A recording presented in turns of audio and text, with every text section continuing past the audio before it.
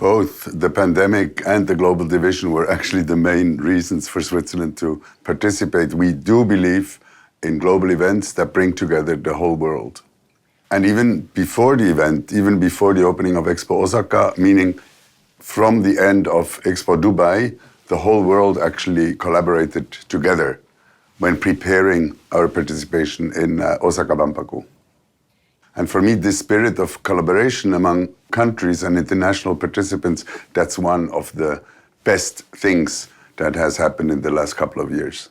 If you allow me, if I think of Switzerland and why we participated in this expo specifically, because we wanted to make the strong bonds between Japan and Switzerland even stronger, and we wanted to make a valuable contribution to the theme of Expo, creating future society for our lives. Let's start with the architecture first. What has convinced us about the project, that where we are now sitting, we're looking at the exhibition spaces with the spheres. What has convinced us about this concept was the lightness. The total weight of the spheres that englobe the exhibition spaces is only 450 kilos. And as you can see in the exhibition spaces, we did not build with a lot of material. Everything is very, very light because it's a permanent structure and not, it's not a permanent structure, but a temporary structure. And when we think of the content, we have created this slogan that helped us to open the doors and connect with a lot of Japanese. We have created the slogan from Heidi to high tech. Heidi stands for very positive values like proximity to nature. She is positively curious. She wants to find out everything about the world around her, and she's very able to connect people from different backgrounds. And representing these values, she's actually the perfect ambassador for Switzerland as a country, as a destination, and as a country with high values. High tech. What we did, in line with the theme of Expo, creating future society for our lives, we did a survey in Switzerland well before we started deciding the content. We wanted to find out which are the domains that Switzerland is strong in and good, which are of interest to the Japanese audience, universities, and investors. And the result of this survey was to focus on 3 themes: augmented human, artificial intelligence and robotics, life sciences and health, and planet sustainability. And the themes, we presented them one after the other, so we changed our exhibition twice during the Expo, and we had the big opportunity to be able to select 3 times 8 to 9 projects out of 250 projects that were submitted to us. And last but not very least, under the concept of high tech, we do not only present contributions of Switzerland to our future, but we also present a project of Gesta that helps us to anticipate the future. Through interactive stations, our visitors could actually see how the future might look like in various domains, and this with the help of a database of 2,500 researchers and scientists. And we also try to find out what the hopes or visions of the visitors are for the future, for their personal future, or the future of the world. And this was very interesting for us and very emotional. While many people are hoping to have a peaceful world, to have a sustainable world, some people also just communicated, I'm interested in good food in my future. Good food is relevant for my future. So there's a lot of different hopes and visions that were shared with us in these 6 months. I think there are 2 reactions that I really like. It's the visitors saying kawaii when they see Heidi. That's one reaction. And it's the visitors after the visit of the Swiss Pavilion who say, wow, I did not know that Switzerland had so many high-class universities or so many researchers that make a valuable contribution to our lives. And when about 2 months ago, the visitor numbers started to increase, We had some problems actually in our waiting line. People were pushing themselves into the waiting line. They were struggling to find a space because everybody wanted to see the Swiss Pavilion. And one of my staff actually had a very simple idea, but that put a smile on all these visitors. He just created a secondary waiting line, and he gave everyone in the secondary waiting line a Swiss flag that allowed them every 10, 15 minutes to have access in the first waiting line. A very simple idea that put a smile on many, many faces. And I'm also very happy about a couple of moments where the Swiss Pavilion actually spread out. That means we had performances outside of our pavilion. Just a couple of days ago at the pop-up stage Westgate, we had one Swiss Alphorn player that played together with 12 Japanese. They were all dressed in the traditional Swiss costume. The quality of their Alphorn playing was so good, and the faces of the crowd that was watching was just fantastic. And I would like to stay on the culture a little bit. I think for the visitors and also for us participants, very emotional moments were where pavilions went co-produced. We sent musicians to Angola, to Portugal, to Spain. We received flamenco dancers from Spain and Switzerland. I think not only for the visitors, but also for the participants, these were really, truly memorable moments.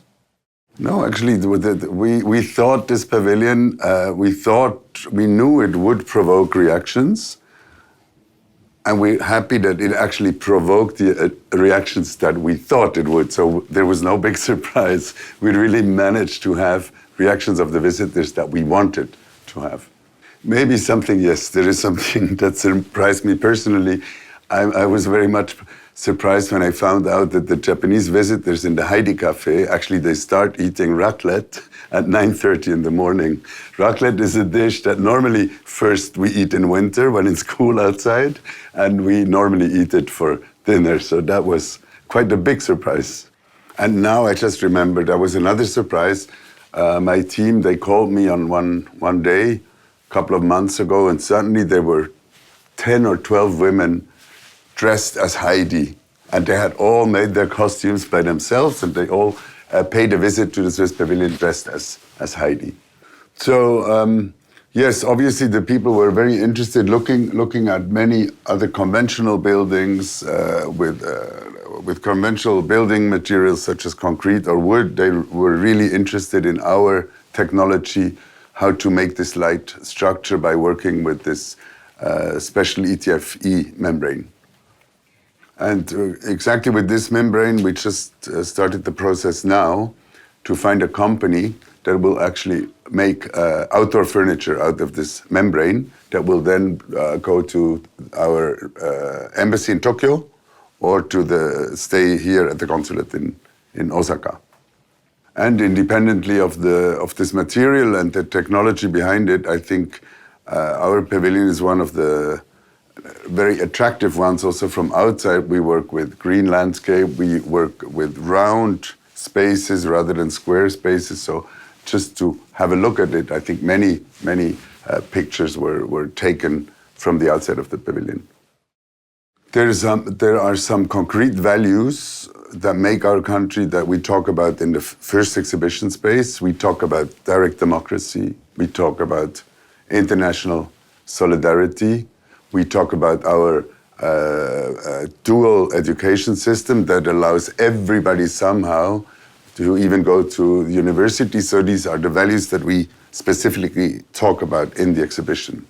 And in the sphere too, basically indirectly, we tell the visitors you should never stop dreaming. You know, you should have this moment where you just look at the soap bubble and you dream about the future that you would like to have for yourself or for your family or for the world. And last but not least, yes, we did present innovations coming from universities and startups, but by our storytelling, for us, it is important to say we do not innovate for the sake of innovation, but every innovation is in the service of the people in the end. That's one very important value also for me. And through our hosts that come from Switzerland, from Japan, even from other countries, we tried and we managed to promote the value of hospitality. Switzerland being a hospitable country for the whole world. And I do hope, I strongly believe in the value of traveling and discovering the world. I do hope that we, with our pavilion, all the other pavilions, have inspired the young Japanese to open their eyes and start traveling again and discover the world with their own eyes. And also the value of international collaboration. We've also presented projects or innovations that were developed by a Swiss university in collaboration with the Japanese university. I've talked about cultural projects where we collaborated. If the countries do not collaborate, the world does not advance, basically. So collaboration as a value is also very close to my heart. Even in the making of the pavilion, our architect, he is teaching actually at the Kyoto Institute of Technology. And together with a group of students, he actually analyzed how parts of this pavilion could be used for other projects. Or we have, in the last exhibition, we've had a project that, with the help of an AI, that could actually predict the amount of pollen in the air, knowing that Japan is facing a lot of problems with allergy. Us presenting this project has actually resulted in a collaboration between the Swiss university with the Institute of Meteorology in Japan. I don't know by heart who was behind this project that we presented, but this university is now starting a collaboration with the Institute of Meteorology in Japan. Because pollen is a very big thing in Japan. That's very easy. Empowering lives through innovation. And innovation comes from education. Okay, first of all, we are very happy to have received quite a big number of Swiss people, because at the moment, everybody wants to travel to Japan, independently of the Expo. We also received some Swiss media that reported on the opening of Expo, that reported on the National Day.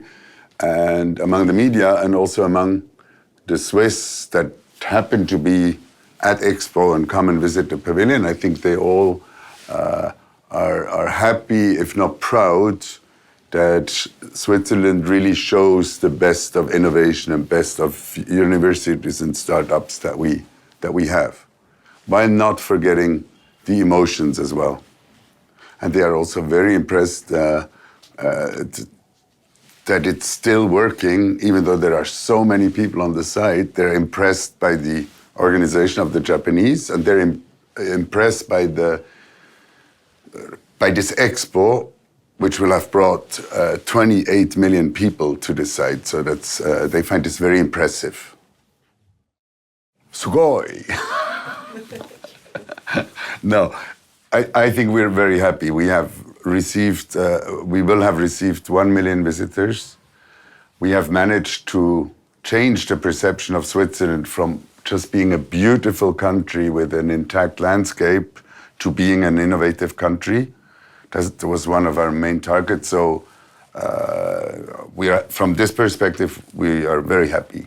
But we have also what we all should be proud of, the organizer and all the participants, international participants, private partners, international organizations, that we showed to the world that it is possible that the world works together. And I wish that all of us who have worked here for 6 months, yes, we're all a bit tired now, but I wish that we take this spirit of Expo outside of this beautiful bubble and practice it in the real world, which is still currently, unfortunately, dominated by conflicts and countries not talking to each other and countries who are in constant dispute. So it's up to us now to take this spirit outside of this bubble and implement it back into our daily lives. Well, if we talk about the technologies that we presented, the innovations that we presented, I do believe there is a follow-up. Also thanks to our consulate here, Swissnex, with a focus on science. So one of the legacies of this pavilion and this Expo for Switzerland should be collaborations between, as I've said before, collaborations between Swiss startups, Swiss universities with Japanese counterparts. And there should be a legacy in our minds. That's what I talked about before. The legacy should be that wherever we may go, some go back to the ministry, some will have a job with a private company, many of our hosts will go back to studies. And they should go back to their job or to their studies with a mind that is more open and embraces actually the world as one and not the world as being divided between nationalities and races and religions.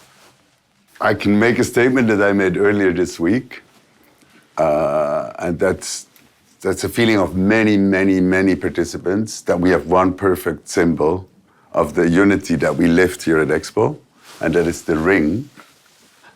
And I would hope that the city of Osaka, the Kansai region, or Japan will actually find a solution to preserve the ring.